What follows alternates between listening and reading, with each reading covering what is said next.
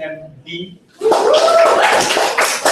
So we have tailors A, closing opposite MIDP A. Yeah, okay. Whoever saying it, we just make sure no one comes in and out during speeches. Whoever it is. Yeah, please. Please keep your headphones silent and your shutters to a minimum. All for the Prime Minister to open the debate. Who's timing? Can time somebody. Showtime. 10. Thank you. Call for the Prime Minister to open the debate. Here. Here.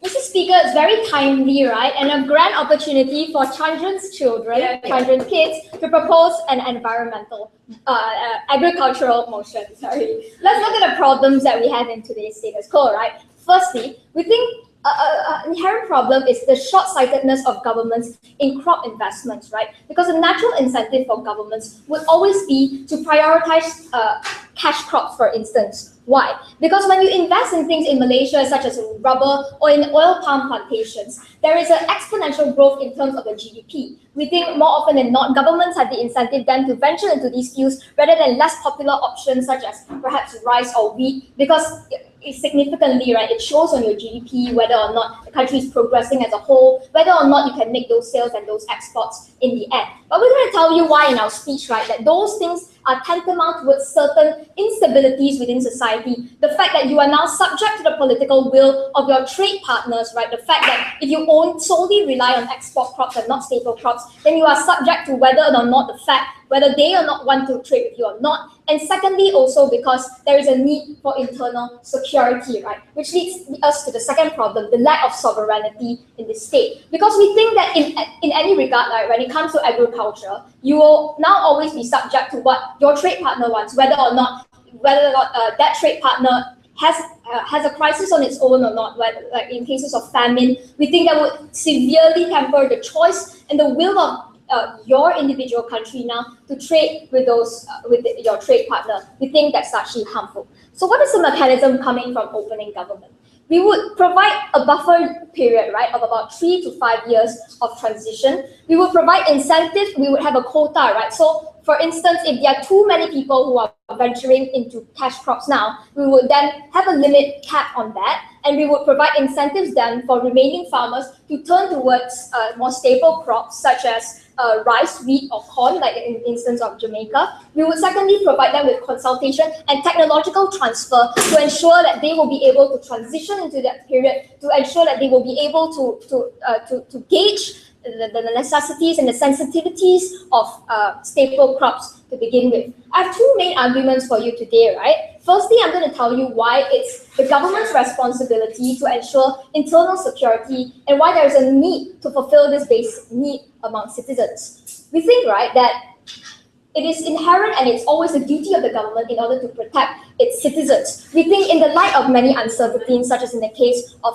famines per se, that government needs to have this prerogative to ensure that there is a pool of resources or there's a pool of staple food that in the event of war, in the event of a disaster, that these citizens would then have a better resort, right? The fact that if there's an economical crisis, then the price of these crops will be extremely expensive when you import them into your country. But if you have it homegrown, we think it's much better, right? Because it will not be subject to this external inflation that is tantamount in the economical world. Secondly, no, thank you. Secondly, we think even if, right, it comes in excess, that you have many, you have farmers that are concentrated only in staple crops. We think it's okay if you have access, right? Because countries such as Thailand, such as Vietnam, who prioritize rice, or even Jamaica, who prioritizes bananas, also make good GDPs, right? They also have good sales on this regards, and this revenue can always be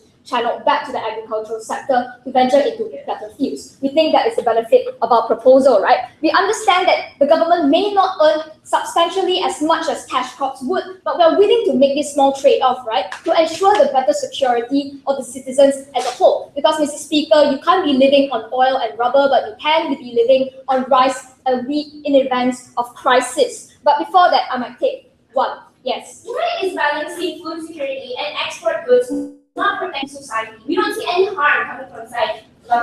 No, this debate is about, in the event of a crisis, why it's necessary for the government to ensure an element of sustainability, right? Why we're willing to make the trade-off between from the sale of export crops or cash crops in order to funnel less popular crops such as wheat or rice, because those are staple foods that you can resort to in times of disasters, right? My second substantive to you on why there is a need to increase food sustainability in the light of insecurities on two levels. Firstly, I'll tell you in regards to economically, and secondly, I'll tell you on the political level. Let's look at the first level, right? Because even if you are relying on the sale of export crops to import staple foods, we think it's largely dangerous. Why is this so? Because in the event of a crisis, the country you're relying on would essentially resort to turning to protect itself. Meaning to say that there is in the event that there is an element of scarcity, that the countries will be more incentivized to protect themselves rather than to help you out. We think irregardless of how good the bilateral trade may be or the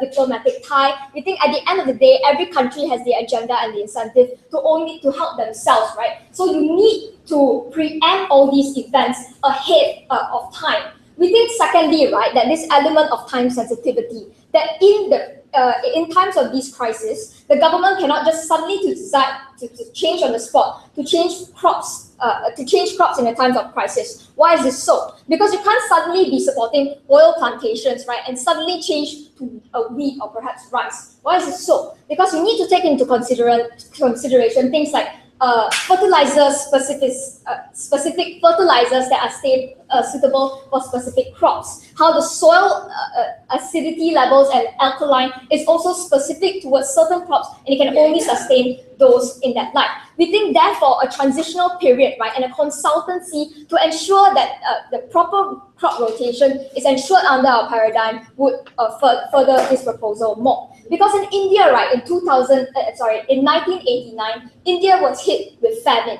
What was the implication of this example, right? The fact that it impacted other countries such as Pakistan and Bangladesh. The very fact that Pakistan and Bangladesh no longer could resort to the import that came from India posed as a large problem, right, to the sovereignty and the sustainability of India as a whole. But let's look at the second level, right, politically. If you look at countries such as Eastern European countries like Romania, who were forced to ban their apple exports to Russia due to a collective euro sanction, we think this is harmful. Why? Because now the subjectivity of whether you want to trade or not was no longer in the hands of Romania, right, or these East European countries. We think the fact that your political will is subject to the international arena in itself shows how countries need to have an inherent power, an inherent sustainability of their own. Mr. Speaker, at the end of this debate, it's extremely crucial, right, to ensure the sovereignty and the sustainability of individual countries, right? For all those reasons, we're very proud to propose.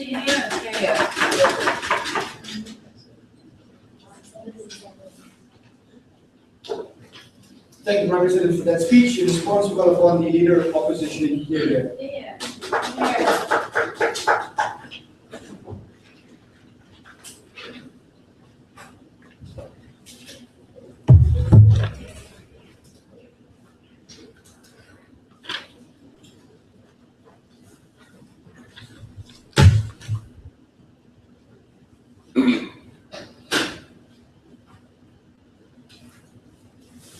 Mr. Speaker, we believe that the problem that came from side opening government wasn't really a problem, right? Because this is what Sarah wanted to talk to you about. Somehow, because you lack a sovereignty upon these types of crops that you want to plant over your country, that is why you somehow have to change your economic direction and go into food security in the end of the day. Well, this is the problem, right? We tell you, even though you lack sovereignty on what you want to plant, for instance, we have to tell you that this is the nature of the economy, right? You always have to.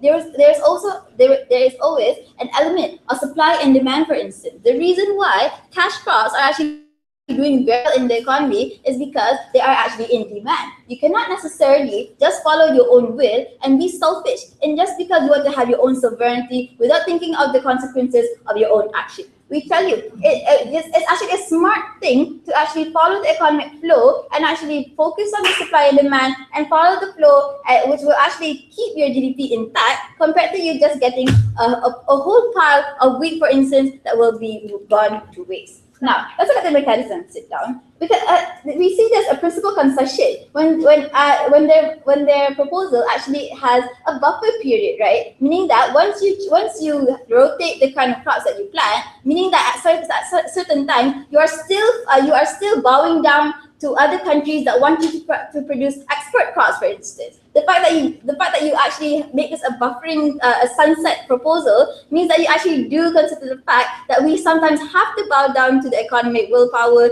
and not have your own sovereignty in the end of the day. Now, let's look at a few rebuttals that I have for a case before I move on to my points. Where I'm going to talk to you about the nature of these crops, for instance, staple foods as well as export crops. I'm going to talk to you about how we believe that a country should actually maximize its ability in gaining the best revenue that they can actually get in the end of the day. A few rebuttals, right? Thematic rebuttals. Whether or not government has the duty to fulfill this need. Yes, we're not trying to tell you that we're going to focus on export crops and leave the people to die. No, we tell you there are actually other sources of you gaining food security. For instance, you have things like export and import because of the fact that these kind of export crops can be sold off for a high lucrative value, like Sarah conceded. We tell you this revenue can actually be used as a source of income for you to actually gain food security by buying food from other countries outside, right? So we tell you that it's actually a win-win situation for you to actually focus on export crops compared to you just actually planting food and gaining food security only in the end of the day. Now, hold on. Now, let's look at the second point. The rebuttal is this, because she wanted to talk to you about the need of food sustainability. These kind of things are touristic arguments, right? Where we cannot just say, hey, we don't need food sustainability, our people don't need food. So we tell you, the problem, the issue of this debate is what is the best way to actually determine or get food security and actually get the more benefits that we believe that can actually come when you prioritize on export crops compared to these staple crops at the end of the day. Now, economically, right, because this is a rebuttal. Sarah said that somehow, when in crisis, all the countries will actually focus on themselves. But however, we tell you that countries that prioritize on export crops do also have a bargaining chip when they actually have the money that they can buy off to other countries. When you can offer a high value for the foods of other countries, what does it mean? You also have a bargaining chip for that country to actually sell you the food that they selfishly wanted to keep in the first place, because they, in the end of the day, will also get something which is called money, and that can also actually generate their economy of this exporting country. Now, before I move on to my point, yes. How do you get this revenue if these cash crops dwindle in their demand? But this is the thing, right? Food security can your food crops can also dwindle in demand. Or for instance, like if you say you want to export these food securities, if you have access, that is. But this is the thing, right? Food security. Food crisis doesn't necessarily have to be a whole entire epidemic across the whole entire world. Just because Malaysia is facing a food security problem doesn't mean that America is actually facing the same thing. So we tell you, there's always a solution. Malaysia can always import food from America, for instance, and food security can still be gained in the end of the day. Now, let's look at my points, right? First, I'm going to talk to you about the nature of food security, because like I told you just now, food is not only gained through planting your own food. You can import it as well. And besides, food security doesn't necessarily have to be a burden of government, for instance. Like if you looked at the 1950s, for instance, you had people planting their own foods because they thought that, because government cannot, because you are capable of planting your own food, it is an option that you should also take. Now, second of all, right, let's talk about the nature of agriculture. Now, like what Sarah said, not all land you can actually plant food and gain food security. Because we have to consider the fact that most, for instance, in Malaysia, not all land can actually be used to plant paddy, right? Because of the majority of the land is actually alkaline in nature. You plant palm oils, for instance, and that is the example of export crops that you actually plant to gain revenue because you sell it off. Now, it's understandable. Not all countries can actually plant their own food. So what do we do then, right? We actually have to maximize our ability, maximize the capacity that we actually have of that certain country, and actually prioritize on export crops and plant those kind of crops and actually sell off them to export them to other countries and get the revenue and buy food for the people. Thus, food sustainability can also still be sustained in the end of the day. Now, third of all, right, let's talk about nature of food crops and also export crops. Because if you look at food crops, they can be found mostly anywhere. For instance, paddy can be found in the majority of the Southeast Asia. For instance, you can find it in Indonesia, Thailand, Malaysia, right? So we tell you that this kind of food can be found anywhere. And the only thing that you need in order to get this kind of food is revenue and money and monetary funds. Now, but if you compare it to export crops, what do you have? You have crops that have higher values. For instance, you have tobacco that sells off with a surprisingly high price because tobacco is always in demand because people actually smoke cigarettes every day, right? Now, you also have things like palm oil and rubber because you need rubber to make tires for your cars, or you need palm oil as a substitute for natural gas, for instance. So we tell you, the fact that export crops have a higher value in nature, this is the reason why we have to capitalize on this and prioritize it compared to food security. What have I told you? I've told you about the nature of food staple crops as well as export crops, and how, because of the lucrative nature of export crops, this is the reason that we actually should prioritize export crops over food crops. With that, we back to oppose.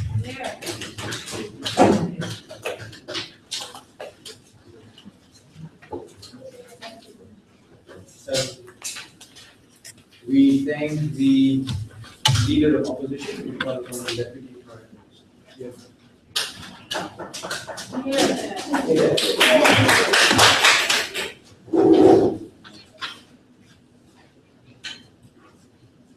I'll talk to you about one thing in my speech. I'll talk to you why when everyone rushes to produce cash crops, it drives up the price of food all over the world in general. And because there's a high inertia in producing those cash crops and the time of react, when you have to take a long time to transfer back into food, it is a huge implication to countries all over the world, and it's very hard for them to recover should crisis hit. But before that, several rebuttals, right? We think Athira's speech was largely problematic because we think the arguments are really not directly clashing with us at all. Firstly, she argued that yes, cash crops are cash crops because they make you money. Yes, we agree. It was conceded right from the start, right?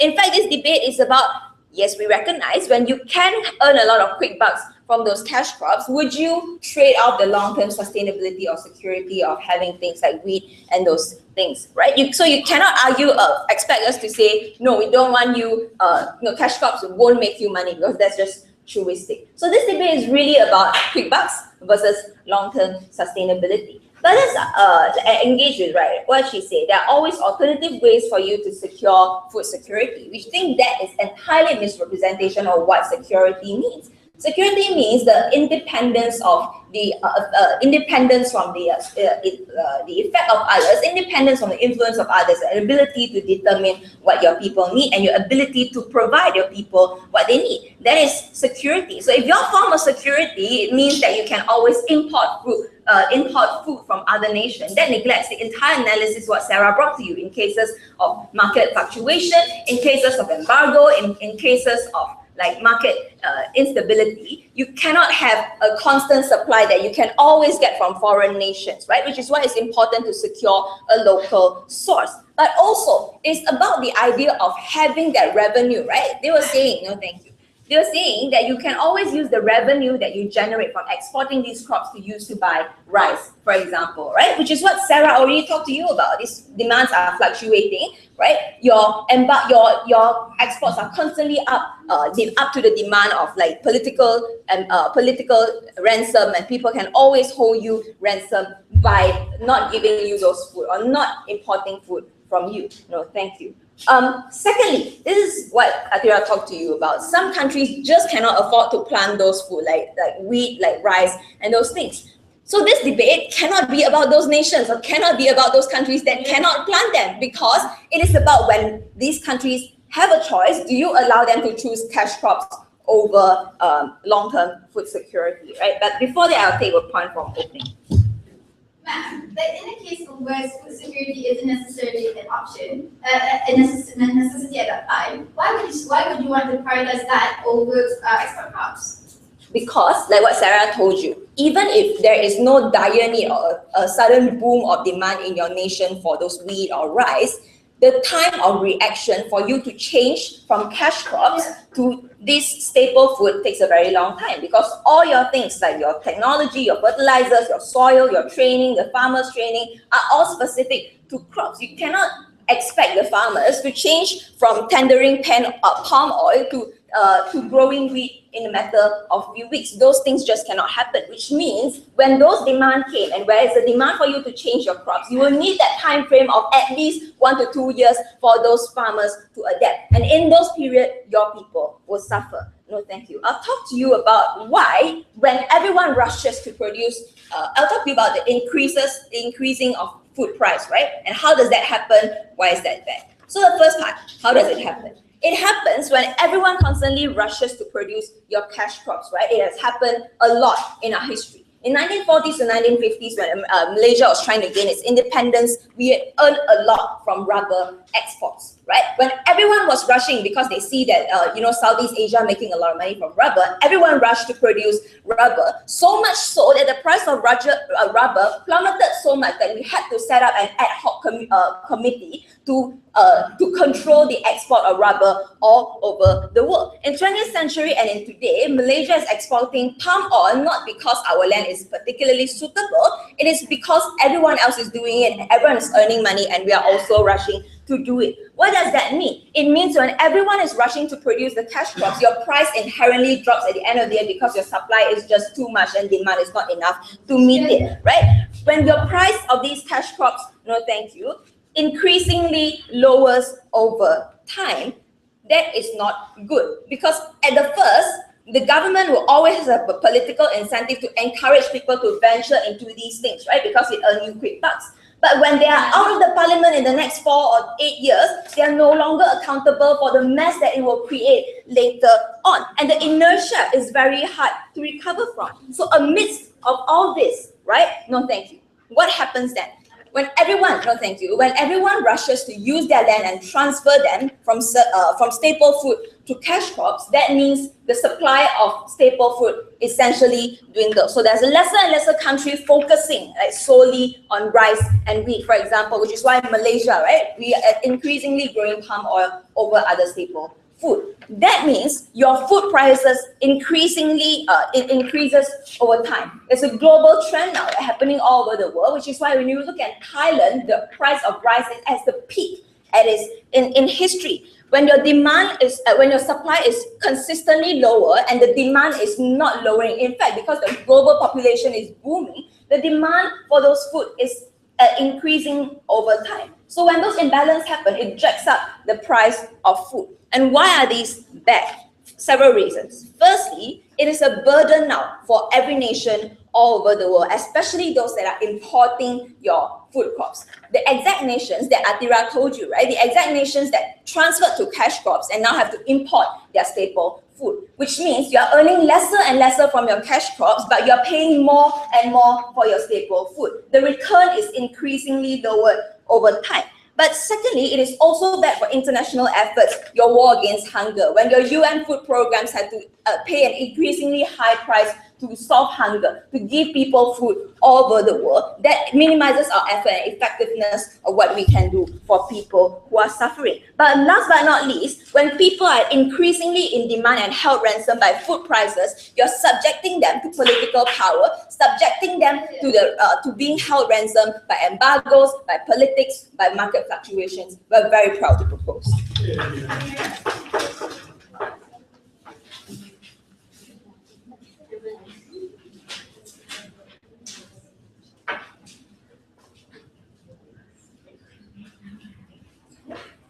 Thank you, Deputy Prime Minister, for the Deputy Leader. Yeah.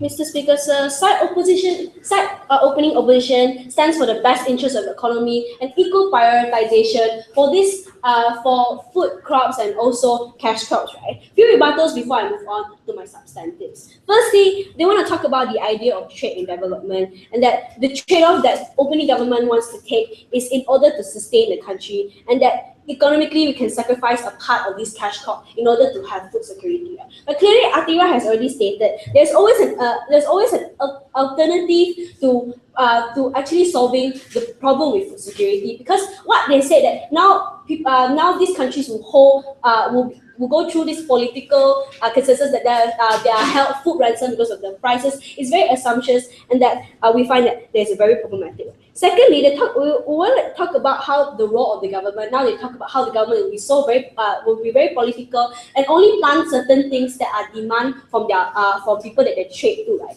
You have to understand at the end of the day, as much as the government want to gain revenue or want to enhance the industry, the agriculture industry, government still has the incentive to prioritize food crops. And when what side opening opposition is not standing for the mere prioritization of exporting cash crops. We have to understand at the end of the day, the government still thinks for us, still think for us, and still want the country to be able to sustain itself in the long run. The fourth rebuttal, the one point that wasn't rebutted, what was brought back by Atira is the utilization of lands, right? Because you have to understand at the end of the day, certain lands cannot plant certain things, and how some lands can only use to plant paddy, some lands can only use to plant wheat or rubber or palm oil. Now, under our model, we at least utilize different types of land for this. So here we already prioritize the importance between all these different types of crops. Fifth rebuttal, we talk about how there's increase of food price or decreasing the price of or the demands of this cash crop, right? You have to understand the price of food will also go down, because why? When you have food security and when you plant too many things and there's an oversupply of food, right? There again, the problem of price going down also can happen under side opening government. So sit down. So both this can draw parallel and both ways can go. So we feel that side opening government is very assumptive. Now moving on to my substantive, I'll talk about how even though we do give prioritization for both cash crops and also food crops, we feel that we would like to touch on the deeper level of how the economical development is very important. The first level is that the trade for food is to sustain the trade for all these import and exports for cash crops or food crops is to able to sustain the country, right? Because the import and export activity is very important because it generates the revenue for the country. The agriculture industry in Malaysia may not generate the most revenue for this country, but it is a very imperative to contribution to our country's GDP. I'll take opening. In economics, right, it's always an issue of scarcity. So you can't be prioritizing both sectors. Is it cash crops or is it staple foods? You need to defend it. You already have to understand at the end of the day, we already try to tell you that the utilization of different lands, right? So if this land mostly can use to plant certain things, then we have to see what type of crop can generate more production. Second level is how the idea of the lucrative value. Right? For example, you see in India, they have a lot of they import a lot of tobacco, whereas Thailand and several countries imported rice. So you can see the number of countries that imported certain things and the number of countries that import food, right? So you see the lucrative value in tobacco, because only a small amount of countries can produce such cash crops, because our land in Malaysia is very fertile, and we are able to plant. We are able to plant our own food and even have the economical stability to find food from other countries, from the Western country, like rice from Thailand, and also certain food from Western country, right? But exports like rubber and oil palm is essential to produce certain products. That's why there is always a demand and supply for all these cash crops, because what side opening government is trying to say that the demand for these cash crops will slowly dwindle down. But these things are things that we need to produce things, right? Making certain products, and that's why we find that there's a value in it and see that there's a positive contribution to our government, and not every country can plant tobacco, not every single country can plant rubber or oil palm, and this makes us able to utilize this as a way to gain revenue. But my third substantive will be talking about how in the investors of sit down, we have to concede to the fact that Malaysia has progressed from the traditional trade benefits of agriculture and has moved on to modern industries that they are factory based or trading products or technology. The idea is this: agriculture at the end of the day is still very essential to the growth of the country, and it's also a food provider of the country. So each industry needs investors in order to enhance and further develop the modern to have modern technology to further enhance agriculture. But this is where it comes. If investors see that the idea of this agriculture industry in Malaysia is not booming, they will not be incentivized to invest into an industry that focuses too much on food security for themselves and not to trade or import it up the country. So this is why we find it's very problematic and imperative to point out that we do at the end of the day still need investors to invest into agriculture industry, and that cash crops and food crops are important because in Malaysia we utilize the lands that we have. Right? What has site opening overseas tells you? It tells you that at the end of the day, the role of the government is still to sustain the country in the best way that they could. And we feel that the prioritization for food security is very harmful to the agriculture industry in our country. And for that side opening opposition is very happy to oppose. Thank you. Yeah.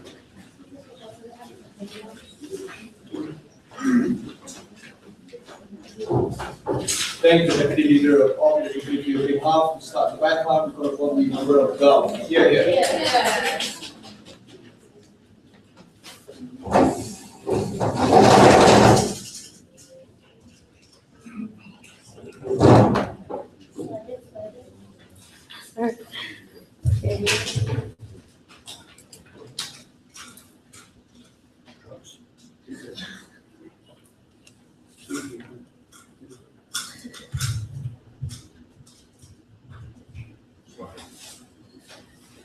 Here's the first way the opposition shot themselves in the foot, right? The first thing that they came up with was this whole idea on how they wanted to prioritize. They first wanted to prioritize cash crops over agricultural crops, right? And then what happened was the DLO came up on this whole idea that they want to balance this prioritization, right? We think that is a problem because in the sector that is called, it's an imbalance of prioritization within imbalance towards cash crops right now, right? We've already told you that governments have a natural incentive to go to invest more into cash crops, right? Something that they've conceded to. The governments will always find this more profitable, and therefore there's an imbalance of prioritization towards that sector, right? The problem is that the sector that needs the help of the government, that needs protection, is the agricultural sector, right? This is a sector that requires the bolstering. We believe that essentially cash crops is an industry that can sustain itself. It's an industry that's already being prioritized, it's already being profitable within itself, right? That doesn't need any more prioritization from the government at all, right? The main prioritization that needs to happen now, but there's a dire need, is the agricultural sector, right? Something that the opening government didn't characterize to you, they'll characterize now, right? We believe that essentially the agricultural sector within not just Malaysia, but within all sorts of countries, it's a sector that's already falling down, right? It's a sector that people aren't interested in, and a sector that they consider isn't lucrative enough, right? We think that that's why there needs to be an incentive to prioritize and protect this sector. And even if they come up with this whole idea on land utility, right? Our problem isn't that that people are planting plants in places that it's not supposed to plant it. We're saying that if there is a choice on whether or not we should plant plants within on that land or cash crops, we should plant agricultural plants, right? We think that that's something that needs to be prioritized. Because essentially, development and prioritization and allocation of land is already given too much to these cash crops. That's something that's very problematic on the other side of the house, and we think that's something that needs to happen, right? But before that, yes. Okay, the thing is this, right? Your case only was in the country is actually facing a food crisis, but it's not, right? So you have to answer this. If cash crops can actually ensure food security without planting your own crops, then what is your problem with our proposal anyway? That's the second problem that came from that proposal, right? That essentially, because there are other alternatives that they supposedly propose, that essentially investing in cash crops will allow that food security. We don't think that the alternatives are actually viable at all, right? Considering this whole idea on how people can plant their own plants in times of crisis, that's not something that we should actually allow. The governments are the ones that should be responsible for the security, and the onus shouldn't be pushed onto people and just expecting them to be able to have this kind of to be able to suffer kind of crisis and survive that kind of crisis. That's not something that we think is actually viable, right? Essentially, revenue shouldn't be the thing that we focus on. That when it comes to revenue, it's already been self-sustaining. Investments on that cash crops has already been happening, right? That we shouldn't be considering and relying on the instability that comes with cash crops, and we should essentially focus more on what we can do within our country, because even their whole basis was on imports and exports, right? That's not something that we should do. Whenever a country can be more sovereign, whenever a country can make a decision to decrease their dependency on another country, that's what we should do. That we should essentially be able to balance out the lucrativeness of cash crops, as well as bolster our agricultural sector, right? That's something that we need to do. We think that essentially one opening government side the whole opening house has taken on this whole economical stance on the very macro sense of government sovereignty and security. This is where we uniquely tell you that the prioritization of agricultural sectors will affect the man on the ground, right? Essentially, we are going to characterize to you who are the ones in the agricultural sector and who are the ones in the cash crop sector, right? But we think that essentially people in agricultural sectors are those either of farmers, generational farmers, and general minorities, right? These are people in the rural areas. Take, for example, places like Sarawak, right? These are places where they rely and depend very heavily on agriculture, on plantation, on plants, right? But what's happening in Sarawak now is that more and more people don't want to enter the agricultural sector, something that's very essential, even though it's very essential to the culture of Malaysia and Sarawak, right? Essentially, what we see is that there's a significant problem with more and more people leaving the agricultural sector, right? Another thing that's happening within Sarawak itself is that more and more of these rice plantations and paddy fields are taken over by oil palms and other kinds of rubber and things like that. We think that that's something that's very difficult. Essentially, these are already people below the poverty line. These are already people who are suffering because they don't have an incentive. They don't have the actual protection from the government to stay within that sector, right? That essentially they start leaving the sector or actually become unprotected, especially compared to what I'm going to characterize as those who enter and invest in export crops, right? Export crops are generally invested in by big corporations. Corporations that already can sustain themselves, corporations that have the power and ability without the protection of governments at all, right? We think that's something that doesn't need protection from the government. That politicians shouldn't be catering to and pandering to these corporations, but they essentially have a principled duty towards helping minorities, right? Minorities that are suffering within that sector. Essentially, these are the people who need that prioritization and people who don't have protection at all. That when you keep on allocating funds, allocating land to these kind of profiteer profiteering kinds of corporations, that's when the smaller people can't start up. That's when the smaller people don't have the equipment, don't have the funds, and don't have the protection that they need, right? Like essentially, we think that governments should have a direct duty towards their society, and therefore these lowest common denominators, where they can't protect themselves, they can't voice out for themselves, these are the places that you need to prioritize on. That's something that we very firmly propose. Thank you. Thank the member of Gov. We'll call upon the member of Op. Yeah.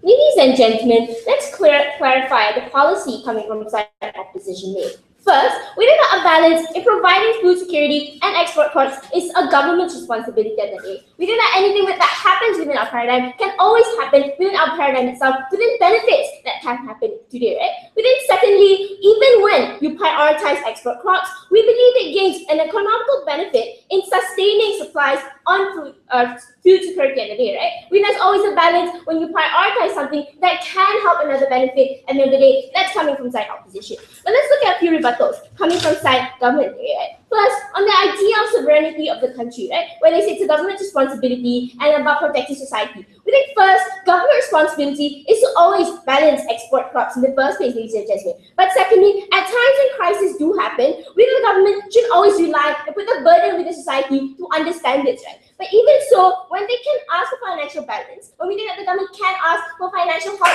from other corporations to help get out from this financial crisis, this is what we think is the right form of government's responsibility in the first place. But secondly, on the idea of the government being selfish, right? We know that a selfish government is when a government that's selfish when they realize that they can take realistic measures that can out from crisis in the first place, right? With the government that's selfish when they further burden their society, when they have circumstances, when they can financially get this help from corporations that can sustain their own corporations in the first place, right? We think secondly, on the idea of increasing food prices in the first place, something that's so assumptive, right? This is what comes from our policy, that we think that at the end of the day, we can have assurance in a financial income, right? We think that's more important in sustaining something that's happening within a crisis, right? Within it's also within our paradigm, when they prove to you about lesser countries focus on food so you can get more benefits when you specialize on one food, right? That's also something that's something. But we think when it comes to an economical benefits, it's always an interest when it comes to other countries economically benefiting from foods like this, right? With that financial help, it's always an interest when it comes to both countries, especially when these financial interests can help you opt out of crisis that you say has been scarcity, when people can actually die from this, right?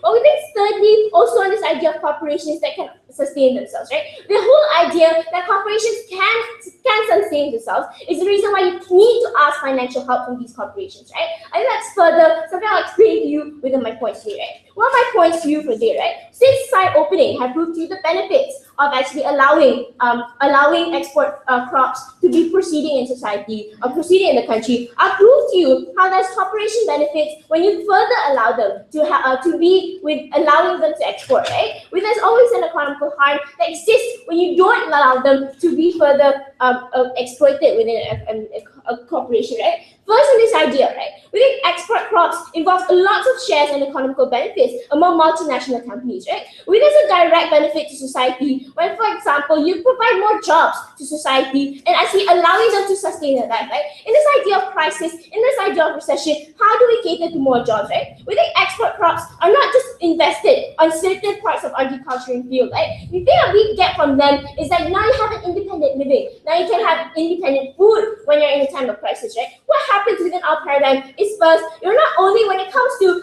export crops, we're not just talking about making rice, right? We're talking about the process that involves in this, right? The process in making rubber, how these processes lead to a mechanical field, how these processes lead to building buildings in the first place, right? When these several processes allow a bigger field for society to have this assurance that they will get income at the end of the day, right? The several assurance that they know they will have a job, the assurance of a financial income from the government, right? That's the best form of protection within the government in the first place, right? But secondly, on this idea of corporation benefits when they are fully invested, right? We know that when it comes to corporations, you have to give them this assurance that they will always, when they are investing in export crops, they will always get this assurance that there will always be a continuous supply, right? It's very important that when you actually prioritize this, you give this incentive that stocks are limited, right? You secondly prioritize corporations to opt out in investing for export crops, right? With this idea of them even giving this incentive that you can always opt out because stocks will be limited and supply won't be there because you want to prioritize food is something that is harmful, especially when corporations can easily opt out, right?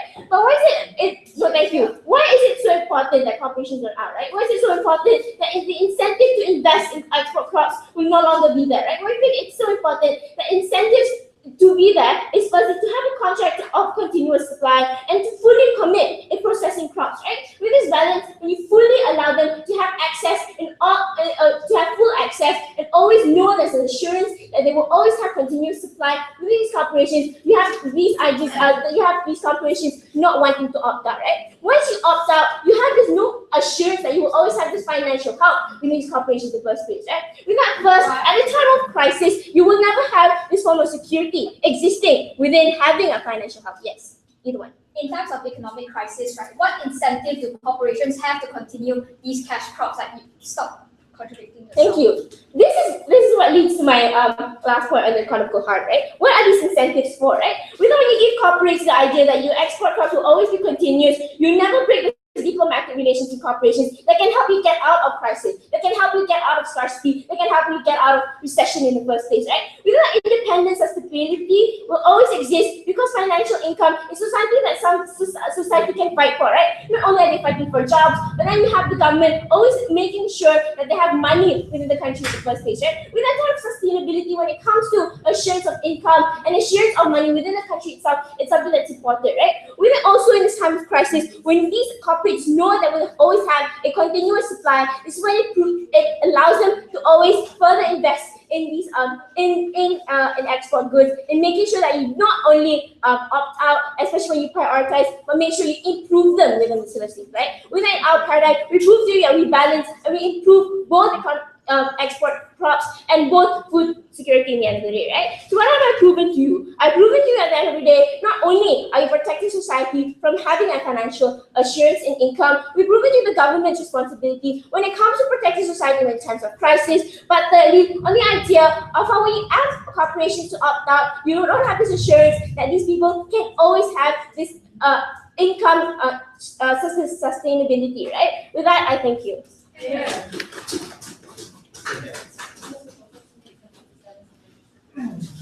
Thank the member of Gov to conclude the government for the topic.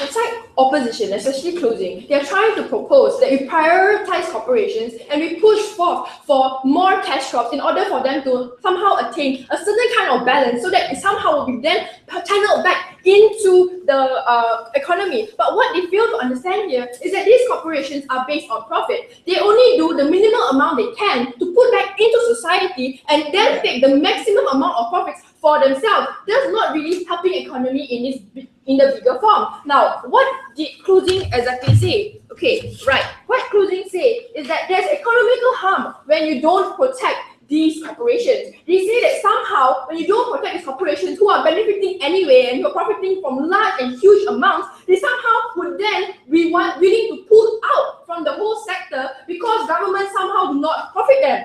What we see from side closing government is that we see this already a form of prioritization from the government. They've already been signing contract with the government to propose these kinds of things. And once you plant a rubber plantation, or once you plant this huge cash crop, it takes many years for you before you yield your crop. So they will continuously plant because at the time that they planted, it will be profitable. Therefore, they will continuously continue on with planting such a thing. Right now, Nick, what else did they say? They also told us about how that the government has to make sure that there is a balance, a financial balance government can profit and help the economy in a certain way. We understand that the government will profit from the import and export of these kinds of cash crops. But what they fail to understand that there will never be a financial balance because there is a small minority of people, of these farmers in the rural areas of the country who are not getting enough support or not getting enough training in order for them to sustain themselves. No, wait, please sit down.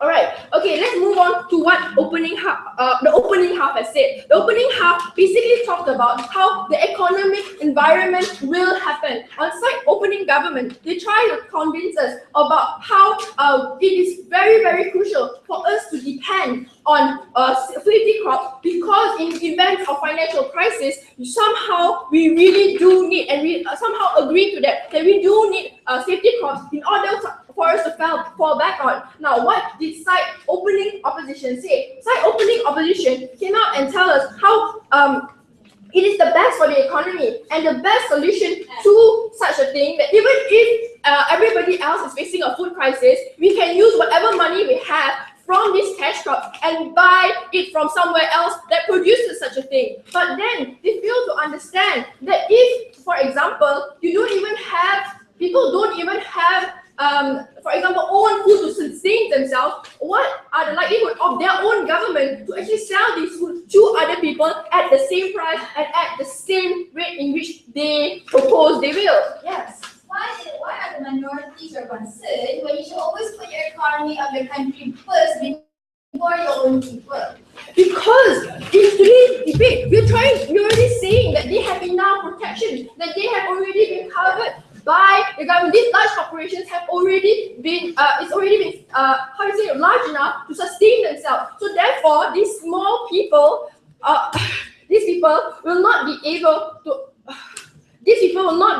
to sustain themselves. Now, let me tell you what Felice has said. Felice has brought to us a new point of argument in which we want to look out for people on the ground, people who are actually manning the fields, people who are basically basing their sole livelihood on these crops, and because all their lands are being bought over by bigger corporations, they are no longer able to they're no longer able to continue on with their livelihood because somehow these people are trading off because they only see the short-term benefits to it. They get insuperable amounts of money now, but what they don't understand is that in the long run, they will not be able to sustain themselves anymore. So therefore, we feel that it's the government's sole duty because they have the sight and the the duty to everyone to protect these people and to care for these minorities. What exactly the government is made of is basically a government should prioritize everyone. The government should not look at only profit, but the government should balance this out. I understand that you are trying to say that somehow a balance huge surge in cash crops will somehow translate also into helping these people, but you never really talked about how these corporations are actually willing to actually help out these people on the ground. Closing. The same benefits can apply in our case because when multinational corporations come in and buy your land, they put power, they still help you in the end, and we say this is a benefit. We understand that this is only a short-term benefit. These short-term benefits will not help these people who has been generations upon generations of farmers who only know how to be farmers, and this is why the government should come in and help them. The government should supply enough skills and technological advancements for them to be able to be more prosperous in the future. Now, no, please sit down. Okay, so let's look at what kind of questions that needs to be answered in this debate. The first question that we from site closing would like to point out is under which site provides for a more sustainable economy. Right, the economy is basically run on how the people are within society and how people are able to generate income. Then under site, they propose that somehow the economy must solely depend on imports and exports and not how the people are in a country. We from site, no, sit down. We from site closing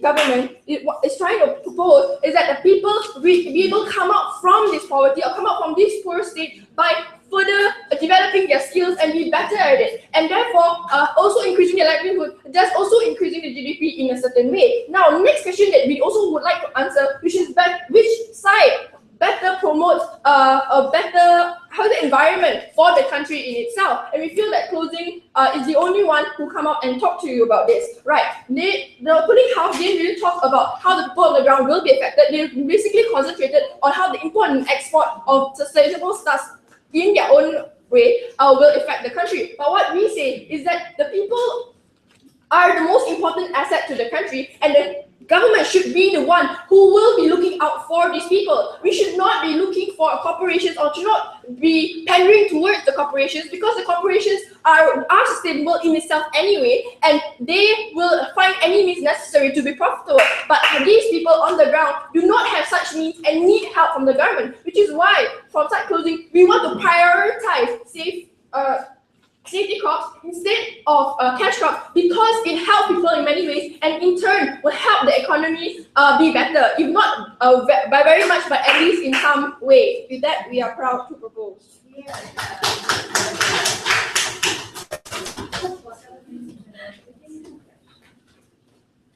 I think the tough bit, and that includes side government to close this debate for the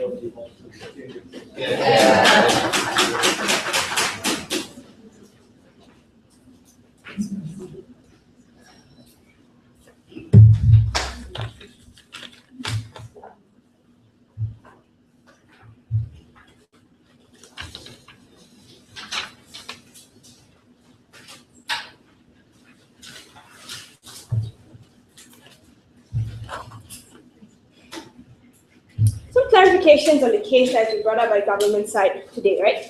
Their case has only been about when the country is having a crisis, whether it be a famine or economic crisis. Their proposal only caters to this specific time in general. We say that this is not okay for government to do something like that, because government needs to cater for times of prosperity as well. They need to cater to all the time of the country, because the country will go through all these things. And when you only prioritize these crisis times, when you only prioritize times of need, that is when we have an imbalance. And we say that this imbalance, right, it leads to many more harms that we're going to talk about today, right?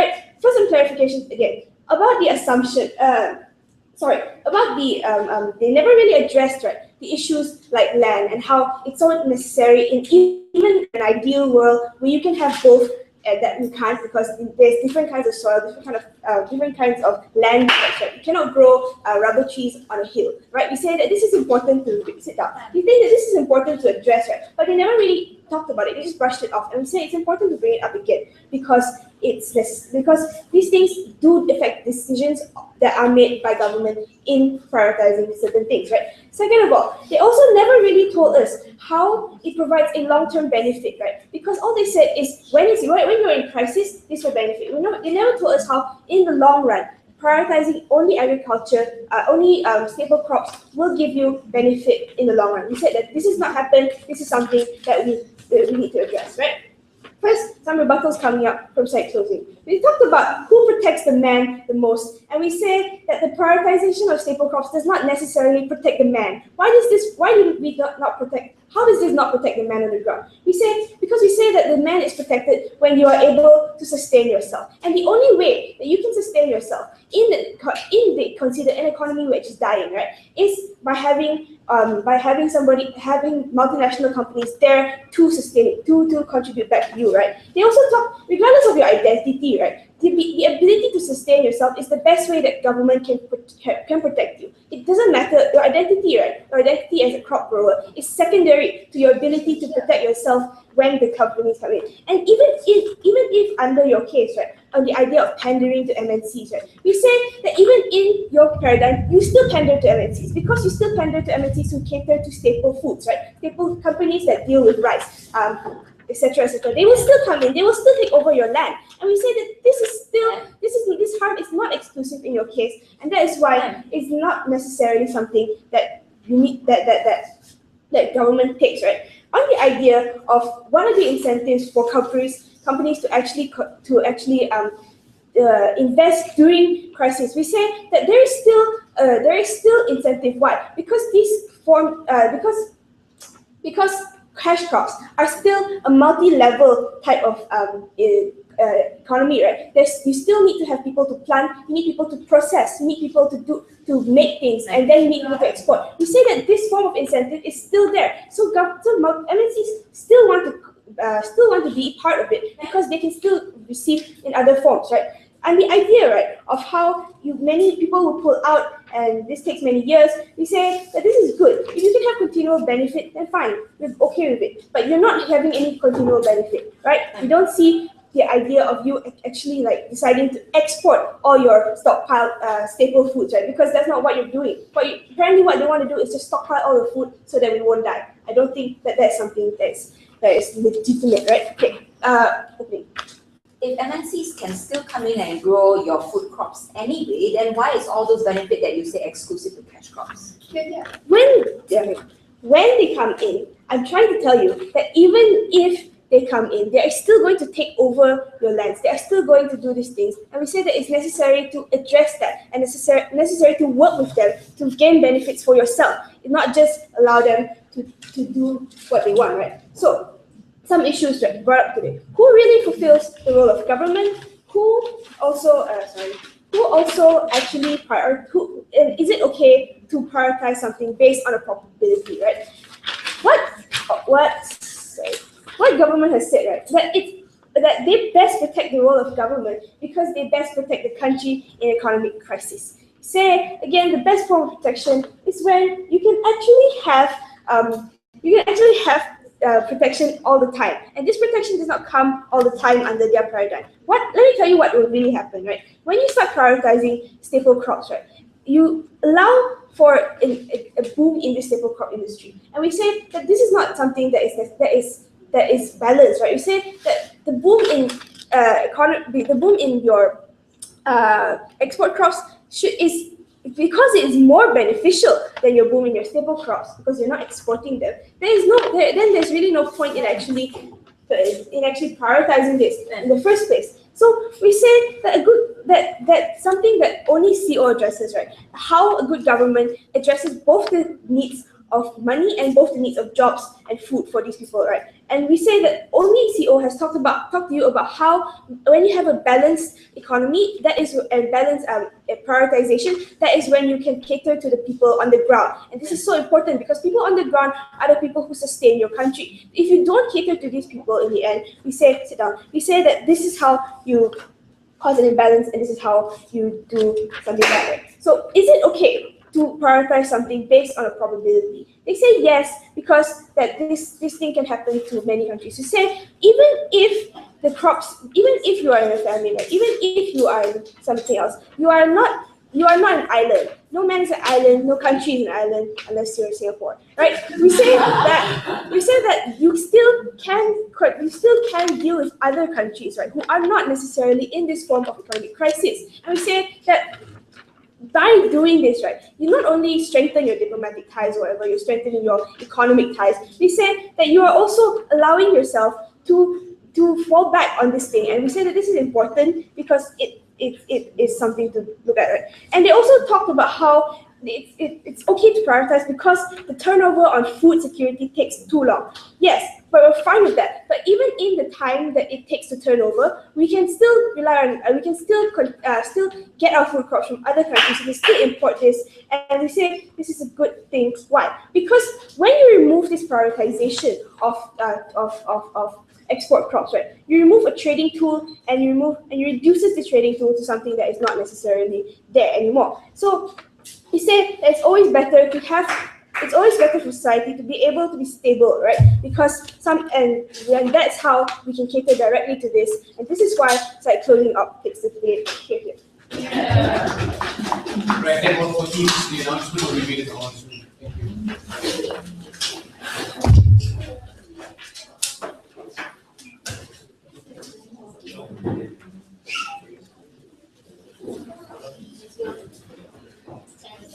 Thank you.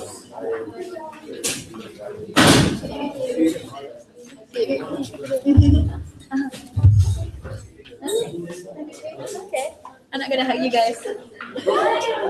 Don't actually.